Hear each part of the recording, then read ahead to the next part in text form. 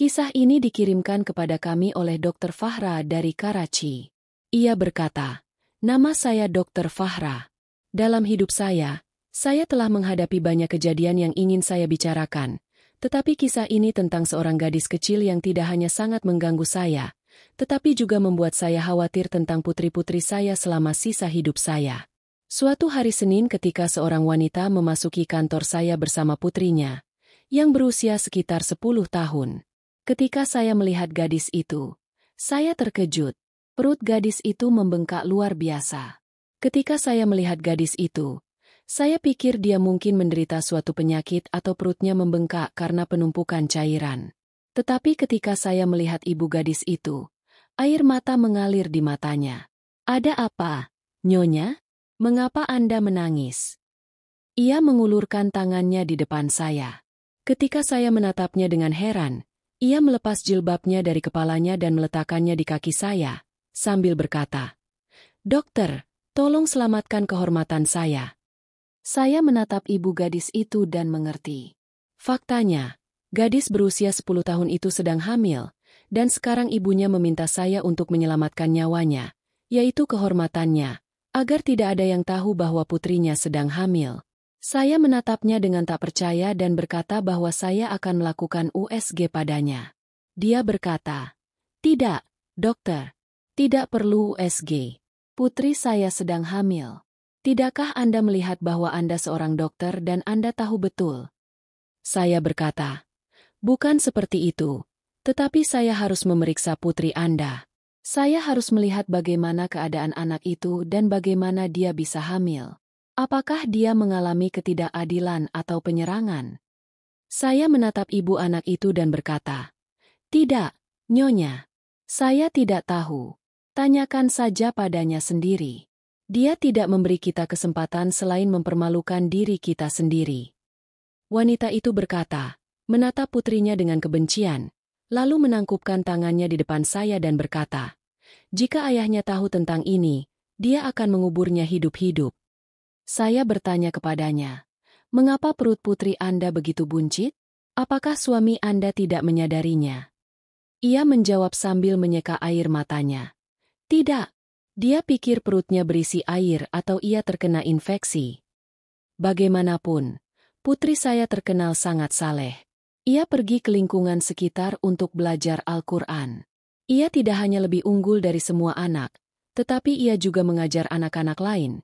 Maksud saya anak-anak yang lebih muda, karena ia telah menghafal Al-Quran dengan baik.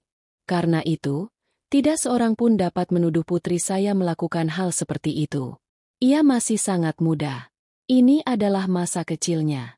Jangan berpikir bahwa saya membelanya karena saya ibunya. Sebaliknya, inilah kebenarannya. Anak-anak kami hidup di lingkungan yang sangat saleh dan tumbuh dengan baik. Mereka tidak kekurangan apapun. Bahkan lingkungan sekolahnya sangat baik. Semua jenis fasilitas tersedia untuk putri saya. Tidak ada yang seperti ini terjadi pada putri saya. Tetapi apa yang bisa kami lakukan? Itu adalah kehendak Tuhan. Wanita itu mengatakan ini dan menundukkan kepalanya. Jadi dia mulai meragukannya karena tidak mungkin anak ini hamil tanpa seorang pria dan tanpa kejahatan atau penyerangan apapun. Seseorang pasti telah melakukan kejahatan atau penyerangan atau ibunya lalai dan itulah mengapa kondisi putrinya seperti ini. Saya berpikir dalam hati, saya melihat ibunya menghindari menatap saya. Sepertinya ibunya tidak ingin mengatakan yang sebenarnya kepada saya. Saya mengatakan kepadanya bahwa pemeriksaan USG untuk putrinya diperlukan. Hanya dengan begitu saya akan tahu bulan berapa dia dan apa kemungkinan pengobatannya. Wanita itu setuju untuk melakukan pemeriksaan ketika saya membawa putrinya ke ruang USG. Wanita itu berkata, "Dokter, bolehkah saya ikut dengan Anda?" Sepertinya wanita itu tidak ingin menitipkan anak itu kepada saya sendirian. Mungkin dia tidak ingin putrinya berbicara dengan saya. Saya merasa aneh. Tetapi di klinik swasta orang-orang berperilaku seperti ini. Di rumah sakit pemerintah kebanyakan orang setuju tetapi di klinik swasta itu tidak terjadi. Kebanyakan pasien bersikeras pada pendapat mereka. Dan wanita itu ingin datang dengan putrinya ke ruang USG. Jadi dia tidak menghentikannya. Dia ikut dengan saya ke ruangan itu. Ketika saya mulai melakukan USG untuk putrinya, dia menatap layar. Dia bertanya kepada saya, "Bagaimana menurutmu? Apakah ada harapan? Maksud saya, apakah itu akan menyelamatkan kehormatan putri saya? Saya berkata, lebih baik tidak membicarakan tentang kehormatan dan rasa malu. Ini adalah seorang gadis muda dan dia tidak melakukan kejahatan apapun. Jadi mengapa Anda meletakkan beban ini di kepalanya? Gadis-gadis muda tidak peduli dengan hal-hal seperti itu. Anda harus menyadari lingkungan sekitar putri Anda. Anda harus tahu siapa yang dia temui, apa yang dia lakukan, kemana dia pergi, siapa yang tinggal bersamanya, dll. Tetapi pada saat yang sama, Anda juga harus menjaga putri Anda. Begitu hasil USG keluar, Anda akan tahu apa yang terjadi pada putri Anda. Saya memberitahu wanita itu tentang hal ini, meskipun saya sudah tahu segalanya. Membaca hasil USG tidak sulit bagi saya, tetapi saya berpikir selama setengah jam tentang apa yang harus saya katakan kepada wanita ini. Saya takut dia akan marah atau mulai memukul putrinya. Saya berbicara kepada wanita itu dengan sangat lembut dan berkata, "Lihat, putri Anda sedang melalui tahap yang sangat sensitif. Pada saat ini, dia bisa kehilangan nyawanya, jadi Anda harus merawatnya. Nah, jika Anda merawatnya, hidupnya akan lebih mudah. Lebih mudah. Anda adalah ibunya, bukan musuhnya, yang memperlakukannya begitu keras. Putri Anda sedang hamil dan telah hamil selama 7 hingga 8 bulan. Dalam hal ini, jika Anda memberinya obat, ia mungkin akan menghadapi kesulitan seumur hidup. Pada tahap ini, kita tidak bisa menggugurkan kandungannya. Lebih baik Anda membawa putri Anda dan merawatnya sampai ia melahirkan. Tidak ada yang ilegal yang boleh dilakukan. Bagaimanapun, tidak ada yang bisa dilakukan sekarang. Ia masih muda dan waktunya hampir habis. Kondisi putri Anda sangat kritis. Rawatlah dia dan bawa dia pulang." Wanita itu merasa tenang dengan kata-kata ini, tetapi ia mulai menangis dan berkata, "Dokter, apa yang Anda katakan sama sekali tidak masuk akal. Jika Anda membawa putri saya pulang, ia akan dikubur hidup-hidup sebelum ia melahirkan. Bayangkan diri Anda di tempat saya. Jika Anda adalah ibu dari anak seperti ini dan ia hamil seperti ini, apakah suami Anda akan memaafkan Anda?" Semua kesalahan jatuh pada sang ibu dan semua orang menyalahkan cara pengasuhannya. Saya tidak bisa membawanya pulang dalam kasus ini. Anda harus mencari solusi. Jika tidak, saya tidak punya pilihan selain meninggalkan putri saya. Ia terkejut dengan perilaku wanita ini. Di mana Anda akan meninggalkan putri Anda? Siapa yang akan merawatnya selain Anda? Ia berkata, "Begini, dokter. Nyonya, saya tidak tahu apakah Anda punya solusi, jadi beritahu saya, karena anak ini akan mati atau seseorang akan merawatnya." Setelah mengatakan ini, sang ibu mulai menangis. Lalu saya mengajukan penawaran kepada ibu anak itu. Saya berkata, "Jika saya meninggalkan putri saya di klinik sampai ia melahirkan dan tidak membawanya pulang, apakah itu mungkin?" Ia langsung setuju dan berkata, "Ya, itu mungkin.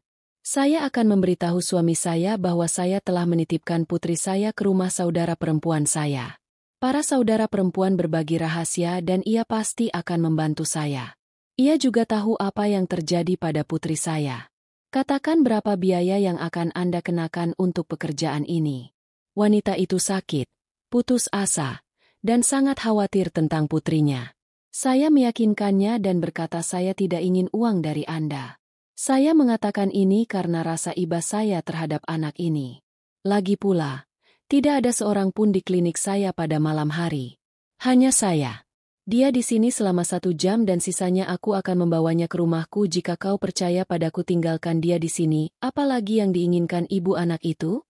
Dia benar-benar khawatir. Dia berkata, "Baiklah, aku akan meninggalkannya di sini." Setelah dia pergi, aku bertanya kepada anak itu, "Putriku, apakah kamu pergi ke sekolah?" Dia menceritakan semuanya kepadaku. Dugaanku adalah sesuatu telah terjadi di sekolah atau oleh sopir bus yang menyebabkan situasi ini, tetapi itu sama sekali tidak terjadi. Anak itu tidak memberitahuku informasi apapun seperti itu, dan dia tidak takut. Sepertinya anak itu tidak tahu apa yang telah terjadi padanya. Dia benar-benar santai. Anak itu meletakkan tangannya di perutnya dan bertanya dengan polos, "Dokter, apakah aku juga akan punya anak? Apakah aku akan menjadi seorang ibu?" "Ya, Putriku, kamu akan menjadi seorang ibu, tetapi untuk ini kamu harus sangat berhati-hati dan kamu tidak boleh melompat dan bermain. Aku melarangnya melakukan semua ini. Aku berkata, sekarang kamu hanya perlu menjaga dirimu sendiri, beristirahat dan berdoa untuk dirimu sendiri. Cobalah untuk mengingat apakah ada orang yang pernah bertindak tidak biasa kepadamu dan katakan yang sebenarnya kepadaku. Ia menggelengkan kepala dan berkata, hal seperti ini belum pernah terjadi padaku. Tak seorang pun pernah mengatakan apapun kepadaku. Aku mengerti kata-katanya, tetapi aku tak bisa mempercayainya. Ibu bayi itu datang keesokan harinya dengan permen dan banyak barang bagus yang ia bawa untuk putrinya. Ia memberikan semuanya kepadaku dan menyimpannya di klinik. Ibu bayi itu juga mengatakan bahwa ia akan sering mengunjunginya. Bayi itu merindukan ibunya, tetapi ia juga khawatir tentang apa yang terjadi padanya. Bagaimanapun, aku tetap menahannya di klinik. Hari-harinya semakin dekat, dan aku khawatir kondisi bayi ini akan berkembang menjadi situasi yang tidak biasa, yaitu, tidak akan terjadi komplikasi, karena aku mengatakan kepada ibunya untuk tidak khawatir dan bahwa kondisi putrinya ada di tanganku. Aku tidak akan membiarkannya hancur, dan masa depannya tidak akan terpengaruh. Bagaimanapun, hari itu tiba ketika bayi ini lahir. 2 bayi kembar di hari kelahirannya. Bayi-bayi itu cantik, montok, lucu, dan sehat. Ketika saya melihat bayi-bayi ini, saya tak kuasa menahan rasa terkejut. Mereka kembar. Saya belum pernah melihat yang seperti ini sebelumnya. Kesehatan bayi itu sangat buruk. Saya membawanya langsung dari rumah sakit ke rumah saya. Sekarang ia tampak seperti wanita dewasa. Saya merasa sangat sedih melihat kondisinya. Saya mencoba bertanya lagi, tetapi bayi itu tidak tahu apa-apa. Bayi-bayi itu miliknya. Ia dengan tegas melarang saya memberitahu siapapun di rumah tentang hal ini.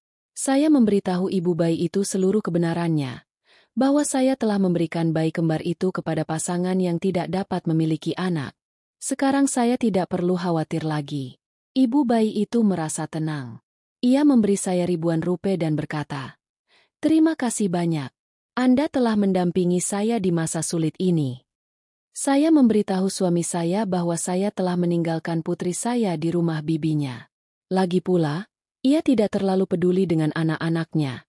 Tetapi jika ia tahu, saya tidak tahu apa yang akan ia lakukan. Wanita itu berkata demikian, lalu membawa putrinya pergi. Menurut saya, ia kini merasa tenang dan kekhawatirannya telah berakhir. Tetapi saya terus-menerus teringat putrinya. Rasanya ia ingin mengatakan sesuatu, tetapi tak bisa. Karena cemas, ia tak mengatakan apa-apa lagi setelah anak itu pergi. Perawat di kamar saya mengatakan sesuatu yang aneh. Setelah mendengarnya, saya menjadi sangat termenung. Ia berkata, tidakkah menurutmu tindakan ibu gadis itu agak mencurigakan? Ia mengatakan yang sebenarnya karena saya merasakan hal yang sama. Tetapi saya mengabaikannya karena tidak ingin terlibat dalam hal-hal yang tidak perlu. Bagaimanapun, saya tidak terlalu memperhatikan situasi ini.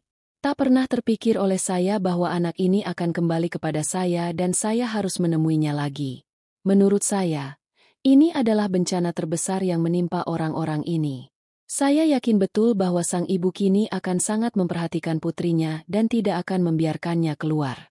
Ia tidak hanya akan mengawasi setiap gerak-geriknya, tetapi juga akan memperhatikan orang-orang yang ditemuinya. Saya pikir ini akan menjadi kejadian pertama dan terakhir dalam hidup anak ini, tetapi kemudian sesuatu yang tidak saya duga terjadi. Sekitar 7 atau 8 bulan berlalu, dan anak itu datang lagi ke klinik saya. Kali ini, ibunya bersamanya, dan anak itu mengenakan syal besar yang membuat tinggi badannya jauh lebih tinggi. Sepertinya ada masalah lain dalam hidupnya. Saya pikir mungkin dia datang kepada saya untuk suatu masalah. Masalah yang lain. Tetapi begitu dia tiba, dia melemparkan gunung keheranan kepada saya. Saya bertanya, mengapa Anda datang? Dia berkata, putri saya menderita gejala yang sama lagi. Saya terkejut. Bagaimana mungkin seorang gadis kecil di usia ini mengalami kejadian seperti itu berulang-ulang? Di sisi lain, ibunya tidak tahu apa-apa tentang itu. Begitu pula gadis itu sendiri.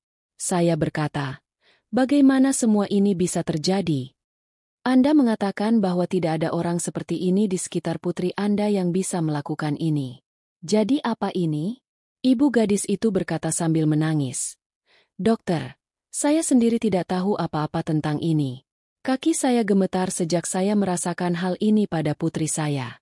Setidaknya periksakan dia untuk melihat apakah yang saya pikirkan benar atau salah. Karena saya belum memeriksanya dimanapun sampai sekarang. Karena Anda tahu keadaan saya sebelumnya. Saya datang langsung kepada Anda. Tolong selidiki dan beritahu saya apakah yang saya pikirkan benar atau salah. Saya harap semua yang saya pikirkan itu bohong. Kalau tidak saya akan mati selagi masih hidup. Alasan apa yang akan saya berikan setelah itu? Badai akan datang dalam hidup saya yang akan menghancurkannya selamanya. Saya meyakinkannya dan berkata, jangan mengeluh yang tidak perlu. Periksakan putri Anda dulu. Sampai hasil tes tiba, jangan berasumsi apapun. Tetapi ketika saya membawanya ke ruang USG dan melakukan tes, begitu saya melihat layarnya, saya merasa seperti tanah di bawah kaki saya ditarik keluar. Mata saya terbelalak kaget. Saya tidak pernah membayangkan semua itu akan terjadi lagi. Saya mengatakan yang sebenarnya kepada ibu gadis itu. Dia berkata, jangan bilang begitu. Katakan saja itu semua bohong. Aku mengatakan yang sebenarnya. Aku siap bersumpah di atas Al-Quran bahwa semua yang kukatakan sepenuhnya benar. Aku tidak tahu ada penjahat yang terlibat dengan putriku yang mungkin kau curigai. Kau mungkin berpikir, ibu macam apa ini yang bahkan tidak tahu sekecil ini tentang putrinya? Tapi aku bersumpah aku benar-benar tidak bisa mengatakan bagaimana semua ini terjadi. Aku berkata, jangan khawatir karena masalah ini akan teratasi dengan pengobatan dan tidak akan ada masalah yang sama seperti sebelumnya.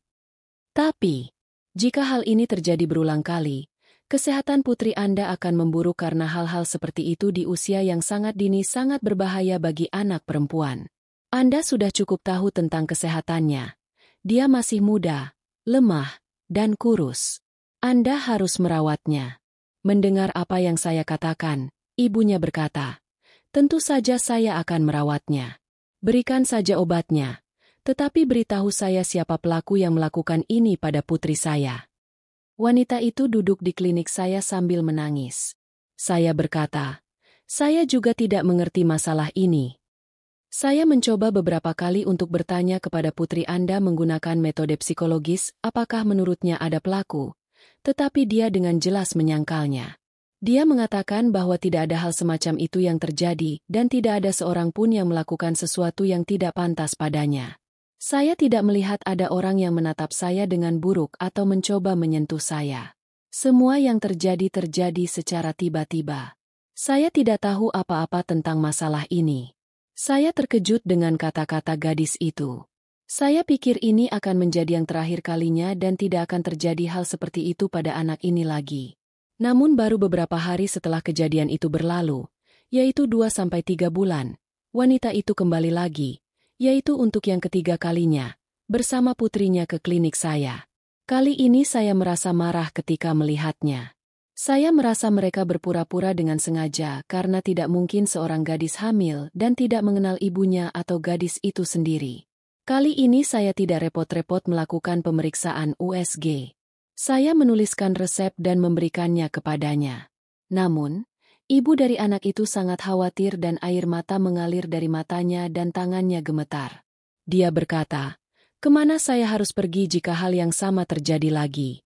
Kepada putri saya lagi. Apa yang harus saya lakukan?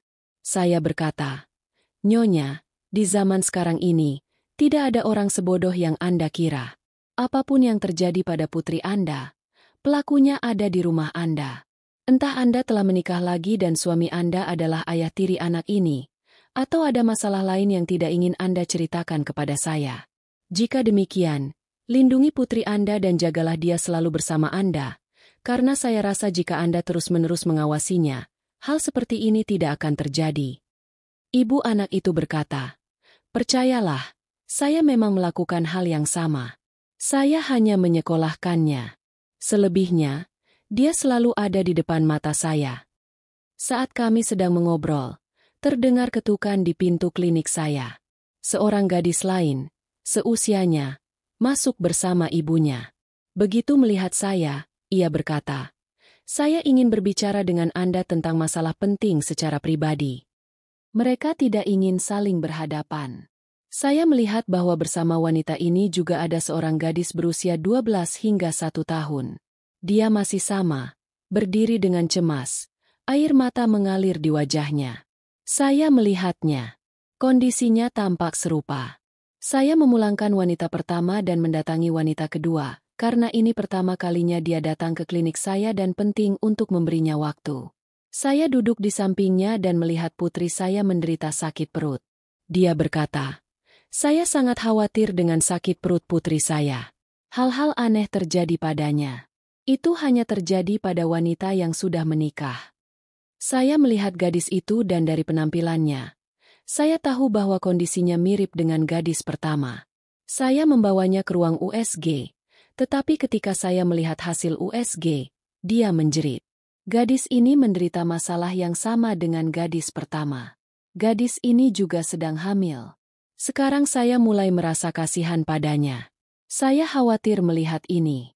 Saya mengatakan yang sebenarnya kepada ibunya dengan terus terang, bahwa putri Anda sedang hamil. Dia memegang kepalanya dan duduk, sambil berkata, "Saya tidak mengerti bagaimana ini mungkin."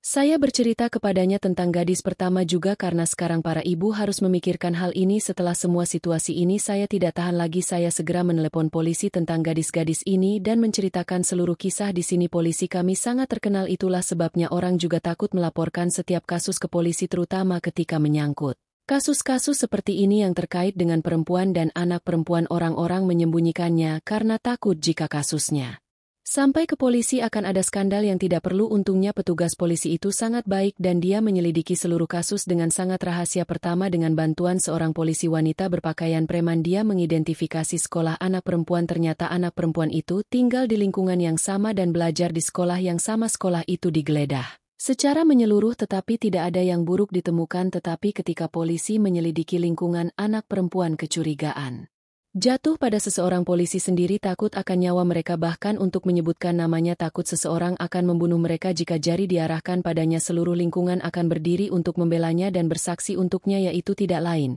adalah Imam Masjid lingkungan Maulawi Ahmed. Dengan menyebutkan nama asli Imam Masjid, Maulawi Ahmed Bah adalah imam masjid di lingkungan ini selama kurang lebih 10 tahun dan tinggal di rumah yang bersebelahan dengan masjid. Beliau biasa salat, berpuasa, dan membawa tasbih. Selalu sibuk berzikir. Tak seorang pun berani meragukan beliau, apalagi menuduhnya. Beliau mengajarkan Al-Quran kepada semua anak perempuan di lingkungan ini tanpa pamrih atau imbalan apapun. Anak laki-laki belajar di halaman dan koridor masjid, sementara istrinya mengajar anak-anak perempuan di lingkungan yang tertutup rumahnya. Tetapi 3 tahun yang lalu, istrinya tiba-tiba menghilang bersama keempat anak mereka. Maulawi memberitahu penduduk setempat bahwa ia diam karena takut kepada Allah dan untuk menutupi kesalahan istrinya yang memiliki reputasi buruk. Jika tidak, istrinya menjalin hubungan dengan pria asing dan kabur dari rumah dengan mantan kekasihnya. Setelah itu, status Maulawi meningkat di mata penduduk setempat. Jika salah satu anak mereka jatuh sakit, mereka akan meminta Maulawi untuk meruqyahkannya. Seluruh penduduk setempat akan mengirimkan makanan kepada Maulawi secara bergiliran setiap hari. Ketika polisi menyelidiki masalah ini, ternyata gadis-gadis di lingkungan sekitar yang biasa membacakan Al-Quran kepada istri Maulawi kini menjadi Maulawi sendiri yang mengajar mereka di lingkungan yang tertutup di rumahnya dan sering memberi mereka makanan dan minuman. Ketika polisi menggeledah rumah Maulawi secara rahasia, muncullah temuan-temuan yang membuat tanah berguncang di bawah kaki semua orang. Betapa brutalnya. Amit-amit, Maulawi yang sama, yang dianggap orang sebagai wali Allah, menemukan sejumlah besar narkoba di rumahnya. Polisi segera menangkap Maulawi dan menginterogasinya dengan cara tradisional mereka. Maulawi mengakui semuanya. Kejahatannya seperti burung beo dan ia menceritakan kisah mengerikan kejahatannya. Ia mencampur narkoba dalam permen dan coklat dan menjadikan puluhan gadis tak berdosa sebagai korban kebrutalannya. Gadis-gadis tak berdosa ini bahkan tidak tahu siapa yang telah mengubah hidup mereka menjadi neraka. Maulawi, yang dianggap wali mereka sebagai wali, sebenarnya adalah setan.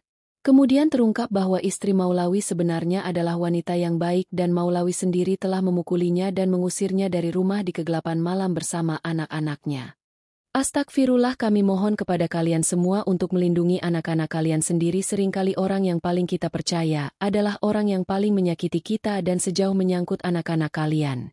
Jangan pernah percaya kepada siapapun. Kejadian ini adalah pelajaran besar bagi semua orang tua. Ini adalah kenyataan pahit bagi masyarakat kita dan tindakan tercela yang dilakukan terhadap anak-anak yang tidak bersalah. Jadi ini adalah video kesadaran karena anak-anak tidak bersalah, mereka tidak tahu apa yang baik dan apa yang buruk bagi mereka, tetapi sebagai orang tua mereka kita harus melindungi anak-anak kita dari semua hal ini dan menjauhkan mereka dari hal-hal tersebut. Kita harus mengajari anak-anak kita untuk membedakan antara yang baik dan yang buruk. Jadi setiap orang tua harus mengajari anak-anak mereka tentang sentuhan yang baik dan sentuhan yang buruk. Teman-temanku, bagaimana kalian menemukan video ini? Beritahu kami di kotak komentar. Itu saja dalam video ini, kita akan bertemu di video berikutnya.